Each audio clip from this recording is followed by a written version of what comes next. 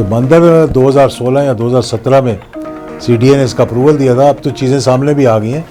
तो ये चीज़ें नहीं करनी चाहिए, आपको इस किस्म की पॉलिटिक्स नहीं करनी चाहिए जिससे कि मुल्क का नुकसान हो सकता है कि वो धमाका काबुल की हुकूमत ने, क्योंकि काबुल की हुकूमत खुश नहीं थी इस बात से कि अमेरिका और तालिबान के जो मुज़ाकरात हो रहे हैं उसमें हमें एतमाद में नहीं लिया। हर साल की तरह इस दफ़ा भी अमूमन हम यूँ करते हैं ना कि बकरे और दुम्बे लेकर तो कुर्बानी करते हैं। कभी कभी एक गाय भी, वैड़ी यानी जिसको कहते हैं, वो भी कभी कर दी, लेकिन उसको संभालना बड़ा मुश्किल हो जाता है। मतलब मेरी ख़ास तौर पर अहलिया जो है, मेरी वाइफ जो है, वो उसी दिन कहती है कि भाई इनका हिस्सा करके और दे दो। ज़्यादातर घर में जो लोग काम करते हैं उनको दे दिया जाता है, या जो गरीब लोग होते हैं उनको दे दिया जाता है।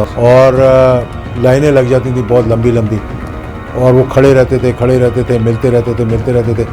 लोग मिल के जाते थे तो चाय पीते थे। जिनके साथ बच्चे होते थे छोटे, उनको लिफाफा दिया जाता था बच्चों को ईद का, 100 रुपये या 200 या 500 रुपये जितने होते थे उसके अंदर। और वो अभी तक कई लोगों ने संभाल कर रखे हुए।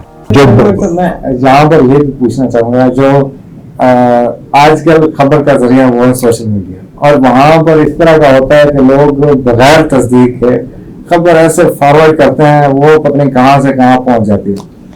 तो कुछ लोगों ने ये भी पोस्ट किया हुआ था कि ये जो मंगर का सिलसिला चल रहा है, ये नवाज शरीफ साहब के दौर में स्टार्ट हुआ था। ये हुआ उसी दौर में स्टार्ट हुआ। CDA ने, मैं यही तो आपको बता रहा हूँ कि वो देखते नहीं है सोशल मीडिया वाले कि हमने क्या करना है। अब एक सोशल मीडिया चला रही है नून लीग, एक चला रही है पीपल्स पार्टी, एक चला रही है PTI। और PTI ने सबसे ज़्यादा ये काम शुरू किया सोशल मीडिया का, जो उसको एक्टिव करने का, पॉलिटिक्स के अंदर लाने का उन्होंने किया। और इसकी बेसिस जो है वो झूठ पे ही बनाई बेशक, ठीक है, सच्चाई पे नहीं बनाई। तो जब आप एक ट्रेंड इस्टेब्लिश कर देंगे और दूसरे को आप बिल्कुल उतारने शुरू कर देंगे दूसरे के, तो फिर आप किस तरह से ये कहेंगे कि जनाब अब हमारे ख़िलाफ़ ये ना करो। अब उन्होंने जो एक रीत डाली थी, अब जैसा वो कहते हैं ना कि बोगे वैसे ही काटोगे।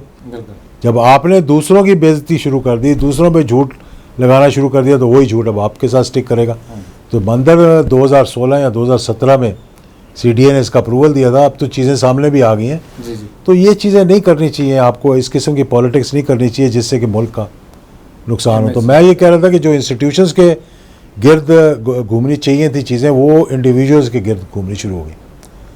आपने यानी पीपल्स पार्टी है, वो अब भुट्टो की पार्टी है, भुट्टो रहे ना रहे, यानी वो जरदारी, अब तो जरदारी चल रहा है ना, बिलावल भुट्टो जरदारी है, बिलावल जरदारी होना चाहिए था। भुट्टो बीच में ज़बरदस्ती लाए कि हमने उसको लेकर चलना है, क्योंकि वो हमारी मौरूसी सियासत की मैं बात करूँ। मुझे याद है 1993 में जब हमारे साहब ने असम्बली तोड़ी, तो माशर साहब को किसी ने कहा जी कि आप अपनी मुस्लिम लीग अलग करें। तो हमने नवाज खोखर साहब के घर मुस्लिम लीग की बुनियाद रखी। मैं रोया उस मीटिंग के अंदर खड़े होकर, और मैं उस वक्त मजाक समझा कि भाई मुस्लिम लीगों को ना तोड़े, ना बखेरें इनको, आप अपने नाम पर मुस्लिम लीग करते। फिर अपना नाम PML नवाज, यानी पाकिस्तान मुस्लिम लीग थी, कायद आज़म की जमात थी। कायद आज़म ने तो किसी मुस्लिम लीग के साथ नहीं लगाया कायद आज़म, ये तो हमने फिर आगे जिना लीग और फलानी लीग और फलानी लीग, हमने भी मतलब PMLZ अपनी रखी। तो वो एक ऐसी रवायत डाल दी इस मुल्क के अंदर जिसमें मरूसी सियासत भी उभर कर आ रही है, और इससे हम जान भी नहीं छुड़ा सक रहे, और हमारे पास फिर कोई अल्टरनेट भी नहीं रहता। हमारे पास कोई अल्टरनेट ही नहीं रहता, ना ही फिर इस्टेब्लिशमेंट के पास कोई अल्टरनेट रहता है। वो कहते हैं जी कि फिर एक और बड़ी जो बात है, मैं इसी से सूफिया की बात हो रही थी कि हमारे यहाँ एक और जो बड़ी मैं समझता हूँ कि ख़राब रीत डाली गई है, वो है लेसर ईवल की, यानी छोटे शैतान को, छोटे गंद को कबूल कर लो, और बड़ा गंद जो है वो आपके नज़दीक जो बड़ा गंद है इसको हटा दो। उसकी वजह ये हुई कि लेसर ईवल लाते लाते हमने मुल्क को बिल्कुल ही डबो दिया, और कहीं हम जुर्रत के साथ खड़े नहीं हो सके। ख़ास तौर पर हमारे जितने इश्यूज़ हैं, चाहे वो कश्मीर का इशू है, चाहे वो दूसरे इश्यूज़ हैं। तुर्की ने आप देख लें कि रूस का जहाज़ ने इंट्रूड किया, उन्होंने रूस का जहाज़ गिरा दिया। पूरी दुनिया में वेला पड़ गया, जी लेकिन उन्होंने एक जुर्रत के साथ एक स्टैंड तो लिया ना वहाँ पर। जी तो ये चीज़ें जो है मैं समझता हूँ इस पर हमें रखना चाहिए। एक दूसरा इशू जिसमें मैं बात करना चाह रहा था आज, साहब जी, जो आप शायद अफगानिस्तान के हवाले से भी बात करने लगे, तो अफगानिस्तान का सिलसिला बिल्कुल पहले बहुत ज़्यादा उसको हाइप क्रिएट किया गया, और जब ये कोरोना स्टार्ट हुआ तो मेरे ख्याल में उस वक्त जो अफगानिस्तान का भी सिलसिला चल रहा था, मुज़ाकरात भी हो रहे थे, सब कुछ हो रहा था, तो अचानक से वो फिर बिल्कुल स्क्रीन से गायब हो गया। अफगानिस्तान के जो मुज़ाकरात थे, जुल्म खलीजाद भी इधर स्टाफ से भी मुलाकात हुई, और तालिबान के जो अफगान तालिबान जो हैं उनके साथ भी उनके मुज़ाकरात चल रहे थे, तो ये अचानक से बिल्कुल मंजर आम से गायब हो गए।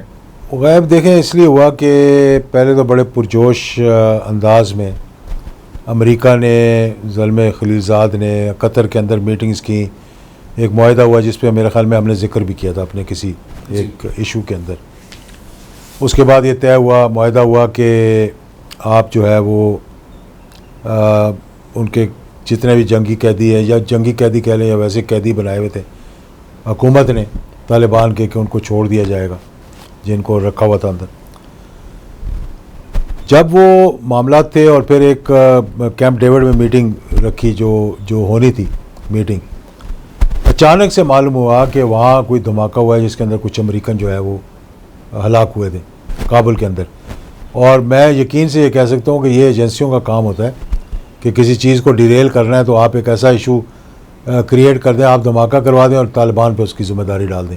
जिस तरह तो वो बहाना बना के, जिस तरह हिंदुस्तान भी ये करता है, LOC के ऊपर भी करता है, वैसे भी करता है, तो वो बहाना बना के तो वो कैंप डेविड की मीटिंग भी, क्योंकि उस पर प्रेशर आ रहा था बहुत ज़्यादा कांग्रेस का और सेनेट का कि ट्रंप पे कि आपने बगैर इत्मीनान में लिए किसी को ये मीटिंग कैसे बुला लिए, तो उसने बाहर निकलना था। हो सकता है कि इनकी अपनी किसी एजेंसी ने अमेरिका के वो धमाका करा दिया हो सकता है कि वो धमाका काबुल की हुकूमत ने, क्योंकि काबुल की हुकूमत खुश नहीं थी इस बात से कि अमेरिका और तालिबान के जो मुज़ाकरात हो रहे हैं उसमें हमें एतमाद में नहीं लिया जा रहा। और कई मरतबा उसने, अशरफ गनी ने कहा कि मुझे तो मालूम ही नहीं क्या हो रहा है, मुझे तो पता ही नहीं कौन सा मुआहदा हो रहा है।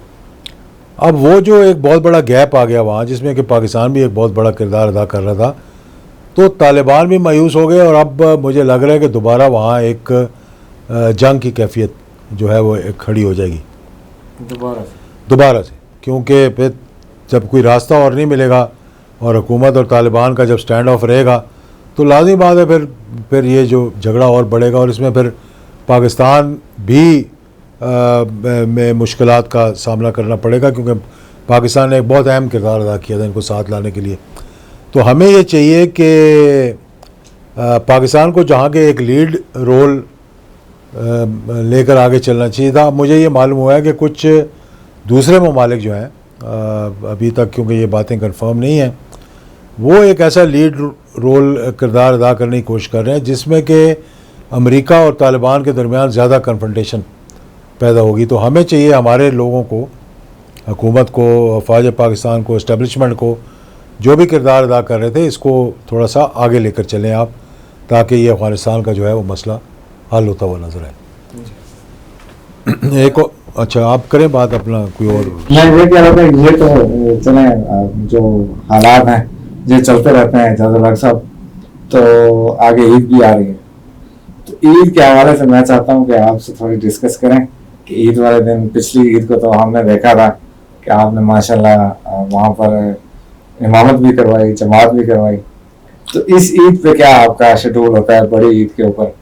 देखिए, एक तो कोरोना की वजह से हम अपने जो देखने वाले हैं, दोस्त हैं, उनको ये कहना चाहेंगे कि ये एक बड़ी इस पे गुफ्तगू हो रही है कि ये ईद पे अगर हमने एहतियात ना की तो ये एक स्पाइक और आएगा जी। और हुकूमत ने भी इस बात का अंदिया किया कि अगले 10 दिन जो हैं वो बड़े अहम हैं, तो हमें भी चाहिए कि एहतियात करें। और ख़ुसूसी तौर पे अब देखें, ये भी नहीं हो सकता कि कुर्बानी ना करें।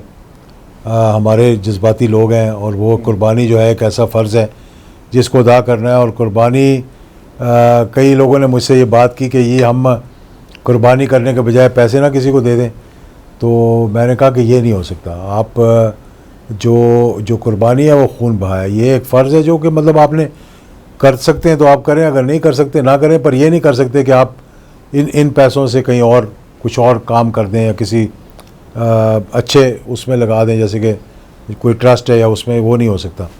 दूसरी बात यह है कि आपको बहुत एहतियात करनी पड़ेगी जानवर लेने के लिए। मैंने हर साल की तरह इस दफ़ा भी अमूमन हम यूँ करते हैं ना कि बकरे और दुम्बे लेकर तो कुर्बानी करते हैं, कभी कभी एक गाय भी, वैड़ी यानी जिसको कहते हैं, वो भी कभी कर दी, लेकिन उसको संभालना बड़ा मुश्किल हो जाता है। लेकिन अमूमन ये करते हैं कि जो कहा गया कि 3 हिस्से करें और 3 हिस्से करके एक अपने रिश्तेदारों को, एक तो उस में पढ़ने के बजाय मैं तो सारा मतलब मेरी ख़ास तौर पे अहलिया जो है, मेरी वाइफ जो है, वो उसी दिन कहती है कि भाई इनका हिस्सा करके और दे दो। ज़्यादातर घर में जो लोग काम करते हैं उनको दे दिया जाता है, या जो गरीब लोग होते हैं उनको दे दिया जाता है, और अपने खाने के लिए जो 1-2 दिन खाया जाता है वो रख लेते हैं घर में, या पहले दिन जो पका लिया जाता है वो खा लिया जाता है। और ये एक ऐसा त्यौहार है कि इस दफ़ा मैं ख़ुद अभी एक आधे दिन में कुछ दोस्तों से मशवरा करके ये देखेंगे कि ईद की नमाज़ तो मेरे ख़्याल में इस दफ़ा भी घर में ही होगी, और मैं ही इमामत भी करवाऊँगा। और उसके बाद जो कुर्बानी है उसको भी हमने ये सोचा कि बड़े एहतियात के साथ और एक मुताद तरीके से इसको किया जाए, ताकि ये ना हो कि वो जो वबा कोरोना जो फैला हुआ है वो कहीं मज़ीद इस तरह ना हो, क्योंकि आप लोग आएंगे बाहर से, काटेंगे फिर लगाएंगे। तो या तो ये कहा गया कि स्लॉटर हाउस में भेज दिया जाए, तो या तो मैं वहाँ भेज दी जाऊँगा, या फिर हम अपने घर के अंदर एक अलग जगह बनाकर वहाँ पर कुर्बानी कर लेंगे। और मिलने जुलने से ज़रा वैसे भी छोटी ईद पे ज़्यादा रवाज होता है, बड़ी ईद पे लोग अपनी अपनी कुर्बानी में लगे होते हैं। तो पहले दिन दूसरे दिन कुछ लोग ख़रीद रहे होते हैं, कुछ लोग तीसरे दिन का इंतज़ार कर रहे होते हैं कि जी अब कीमतें नीचे जाएंगी तो हम लेंगे। तो हमारा ये कुछ सालों से हम ये करते हैं कि पिंडी गेब के साथ एक जगह ढूलिया है, वहाँ पे हमारे एक सूबेदार अशरफ साहब का गांव है, छोटा सा उनका डेरा है, और उनके पास ज़मीन भी काफ़ी है। तो 1-2 महीने पहले हम ये जानवर लेकर तो वहाँ छोड़ देते हैं। अच्छा। तो सूबेदार साहब उनको डालते हैं, वो खुला भी जाते हैं अपना चरने के लिए, और वो उनको फिर ये थोड़ा आखिरी दिनों में जो उनका वज़न बढ़ाने के लिए, ज़रा तगड़ा करने के लिए उनको दिया जाता है खल वगैरह, तो वो भी देते हैं। और फिर वो एक रात पहले जो है वहाँ से गाड़ी में डालकर उनको यहाँ ले आते हैं, और फिर अगले दिन जो है वो कुर्बानी शुरू हो जाती है। ये मतलब एक तरीका है, मतलब एक अच्छा इसलिए कि वहाँ पर एक खुली फ़ज़ा में वो रहते हैं, खुश रहते हैं, और कुछ दिन आप पहले मतलब महीना 2 महीने पहले ले लें और वहाँ उनको छोड़ दें, और फिर वो उनको मंगवा लिया जाए वहाँ पे। तो लोगों से भी यही हम कहेंगे कि भाई ईद की एक खुशी का मौका है। इस दफ़ा देख लें कि हज भी उन्होंने बहुत ही महदूद कर दिया, और मेरा ख़्याल में कि चंद हज़ार लोगों को इजाज़त दी है जो कि वहाँ बिल्डिंग्स के अंदर रह सकेंगे, खैमों को भी बल्कि वो कह रहे हैं कि नहीं रहेंगे। अभी फ़ैसला ये पीछे जो मुझे पता लगा था, जो फ़ैसला हुआ है वो ये फ़ैसला हुआ था, तो इसलिए हमें भी उस पर उसी के मुताबिक चलना चाहिए, क्योंकि पाकिस्तान में अल्हम्दुलिल्लाह चाहे हुकूमत को क्रेडिट जाए या आवाम को जाए कि यहाँ पर उस तरह से कोरोना ने हमला नहीं किया जिस तरह के यूरोप में और अमेरिका के अंदर हुआ है। ठीक है, जो दोस्त हैं मेरे बड़े प्यारे दोस्त थे, जानने वाले थे हमारे, मौलाना अज़ीज़ुर-रहमान हज़ारवी साहब पिंडी से, बारुल्लाह हज़ारवी साहब जो मेरे साथ डायरेक्टर हज रह चुके हैं और बड़े करीबी दोस्त भी थे, और 1978 से उनका हमारा एक ताल्लुक़ रहा है, और वो भी बेचारे इस कोरोना की वजह से, और एक मेरे 2-4 और भी अजीज़ थे, कुछ पिंडी के लोग थे जो कि बहुत करीबी थे, वो इस कोरोना की वजह से वफ़ात पा गए। अल्लाह ताला उन सबको जन्नत नसीब करे, और हम जो जैसे उनके घरों में इस दफ़ा खुशी नहीं मनाई जाएगी, तो हम भी सादगी से चाहेंगे कि इख्तियार करें हम इससे। तो यहाँ पर ये भी मैं एक नाज़रीन के लिए ज़रूरी समझता हूँ कि जनरल ज़फ़र हक साहब रहमतुल्लाह अलैह ईद के मौके पर कहते हैं कि आर्मी हाउस के दरवाजे खोल देते थे, और पिंडी के जद्दूर से जहाँ से भी लोग आते थे उनको मिलने के लिए, गरीब लोग और ख़ास तौर पर मजदूर टाइप लोग, वो उनको गले लगते और उनके साथ ईद गुजारते थे। तो ये कितना एक अच्छा मंजर होता होगा, और आपने भी उनको देखा होगा, आप भी उनके साथ होते हैं, तो वो किस तरह का मंजर था सर, कोई थोड़ा नाजरीन को बताएं हमें। देखिए उनकी अब से नहीं, शुरू से ये आदत थी कि ईद वाला दिन वो चाहते थे कि जो उनसे मतलब दोस्तों के साथ तो घर वालों के साथ तो मिलते ही रहते हैं। उनकी आदत थी, जब मुझे याद है जब से मैंने होश संभाला, कि उस वक्त वो एक यूनिट को कमांड कर रहे थे, तो उनका ये होता था कि नमाज़ पढ़ने के बाद सबसे पहले उन्होंने सिपाहियों से मिलना है जाके, माशाल्लाह, और यूनिट के लोगों से मिलना है, फिर उनको उनके अमूमन ईद वाले दिन उनके साथ खाने में शरीक होना है, लंगर में। और इसी तरह करते करते करते फिर वो तरक्की भी पाते गए। लेकिन सबसे बड़ी बात है कि जब वो अंग्रेज़ों का दौर था जी, तो उस दौर में ये बड़ी सख्त रिस्ट्रिक्शन थी कि आप अपने जूनियर जो है, मतलब अगर आप एक अफसर हैं तो अपने जूनियर के साथ मुलाकात गोरे अंग्रेज़ लोग नहीं करते थे, क्योंकि वो गैप रखना चाहते थे ताबेदारी का, कि ये हमारे साथ अगर हम इनको मिलेंगे तो ये हमारे साथ फ्रैंक हो जाएंगे। और यही वो उन्होंने ब्रिटिश जो उस वक्त इंडियन ब्रिटिश आर्मी थी, उसमें भी यही उन्होंने रवायत डाली कि आप नमाज़ पढ़ने जाएंगे और फिर वो शलवार कमीज़ बहुत कम पहनने की इजाज़त होती थी। मतलब आप मैस में भी जा रहे हैं तो किट पहन के जा रहे हैं, और पैंट और मतलब वो कमीज़ होती थी, शलवार कमीज़ को इनकरेज नहीं करते थे। लेकिन वो जनरल साहब ने एक दफ़ा मतलब ये बड़ी एक मशहूर उनके उसमें से ये किस्सा है कि वो ईद की नमाज़ पढ़ने के लिए गए शलवार कमीज़ पहनकर, और वापस जब आए तो वो सीधा सिपाहियों में घुस गए। वहाँ जाके उन्हें सबसे ईद मिली तो वो किसी अंग्रेज़ अफसर ने देख लिया, और फिर उनकी जो यूनिट थी वो उन्होंने तब्दील कर दी। उस यूनिट से ही उन्होंने उनको दूसरी यूनिट में भिजवा दिया। तो यहाँ पे जब वो जब सदर बने या फिर जब मार्शल लॉ लगा, तो ईद उसी रवायत के साथ उन्होंने मनानी शुरू की। यानी घर वाले उनको ईद के पहले 2 दिन तो मिलते थे, तो रात के खाने पे, यानी बहुत लेट रात को। यानी उन्होंने क्या करना कि नमाज़ पढ़नी, और नमाज़ पढ़ने के बाद वो आर्मी हाउस यानी स्टेट गेस्ट हाउस में वहाँ पर खाना लग जाता था। यानी दिन के टाइम मिठाई और समोसे और चाय रख दी जाती थी। और अल्हम्दुलिल्लाह उस ज़माने में एक तरफ तो अफ़गान जहाद था। मैं ये हमेशा ये बात बताया करता हूँ कि ये कैसा जहाद था, अजीबोगरीब जहाद था कि अफ़गानिस्तान के अंदर दुनिया का सबसे बड़ा मार्का मारा जा रहा था, और लंडी कोतल के अंदर लोग कढ़ाइयाँ खा रहे थे बैठे हुए। इसी तरह पाकिस्तान में सिक्योरिटी का ये आलम था कि बग़ैर चेकिंग के, यानी एक आधा गेट कहीं लग जाता था तो लग जाता था। हज़ारों की तादाद में लोग, मतलब ऐसे ऐसे लोग हैं जो हर साल ईद पर आया करते थे, बच्चों को लेकर, छोटे बच्चों को लेकर, और लाइनें लग जाती थी बहुत लंबी लंबी, और वो खड़े रहते थे, मिलते रहते थे।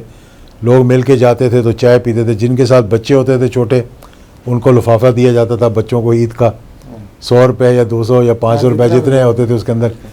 और वो अभी तक कई लोगों ने संभाल कर रखे हुए कि यार ये जनरल साहब ने हमारे बच्चों को ईदी दी थी। फिर वहाँ पर साथ ही पीछे, अब आप गए हैं जैसे, या मैं गया हूँ, मैंने जाकर बताया जी मेरा ये मसला हो गया, तो पीछे ही उन्होंने अपना एक कर्नल साहब थे और एक कमोडोर साहब थे, जिनका ताल्लुक़ था अपना ये जो शिकायत सेल के साथ। अच्छा, उनको वहाँ बैठाया होता था। जो शख्स भी कोई एप्लीकेशन लेकर आता था उसे वहीं ईद के दिन ही वहाँ भेजते थे पीछे, और उनको कहते थे जी इनका मसले को हल करें। और एंड में फिर देखते थे कि कितने लोग, मतलब हज़ारों लोग आए। फिर खाने का टाइम आ जाना दोपहर का, तो बाकायदा खाना लगना उनके लिए, जो लोग वहाँ रह जाते थे, कि मिलते जाएं और खाना खाते जाएं और जाते जाएं। और फिर रात को मगरिब की नमाज के बाद अगर कोई इक्का दुक्का रह जाना तो उनसे मिलकर फिर वो घर आया करते थे। ये बड़ी अच्छी एक रवायत थी जो उन्होंने डाली। उसके बाद भी जब ये सिक्योरिटी के इतने मसाइल नहीं थे, तो मैंने देखा कि ग़ुलाम इसाक साहब और उसके बाद जो सदर आते रहे, वो ईद वाले दिन मिलते रहे लोगों को, कि एम्बेसडर्स आते थे। पहले सुफरा आए, एम्बेसडर्स आए, वो मिले एक रवायत के मुताबिक। लेकिन जनरल साहब ने ये रवायत डाली कि वो ये जो एम्बेसडर्स वगैरह से मिलना जुलना कम है, अगर वो भी आते थे तो उसी लाइन में लग के कोई मिल के चला जाए तो चला जाए, कोई वज़ीर भी आया तो उसी लाइन में मिल के चला गया। लेकिन उनका ये था, तरजीह ये होती थी कि आम आदमी को मिलना है, और लोग इंतज़ार कर रहे होते थे कि कब ईद का दिन आएगा, हम जाएंगे और अपने मसाइल जो है वो भी हल करवाएंगे और ईद मिलकर भी आएंगे। माशाल्लाह। नाज़रीन, यकीन से कह सकता हूँ कि पाकिस्तान की तारीख में ऐसा ना तो कोई सदर आया होगा, ना ही कोई ऐसे जर्नैल होगा जो जनरल ज़ियाउल हक शहीद रहमतुल्लाह अलैह जिस तरह लोगों के साथ इखलास के साथ मिलते थे, इसी तरह उम्मत के लिए बहुत बड़ा दर्द रखते थे। बहुत उनके लिए जिस तरह रसूल पाक सल्लल्लाहु अलैहि वसल्लम की हदीस है कि मुसलमान एक जिस्म की मानंद है, कि अगर जिस्म के किसी हिस्से में दर्द हो तो तकलीफ पूरे जिस्म को महसूस होती है। तो वो दर्द महसूस करने वाले जनरल ज़ियाउल हक शहीद रहमतुल्लाह अलैह थे। अल्लाह उनकी कब्र पर करोड़ों रहमतें नाज़िल फरमाए। आमीन। अगले टॉपिक के साथ दोबारा मुलाकात होगी, तब तक के लिए इजाज़त दें। अल्लाह हाफ़िज़। पाकिस्तान जिंदाबाद।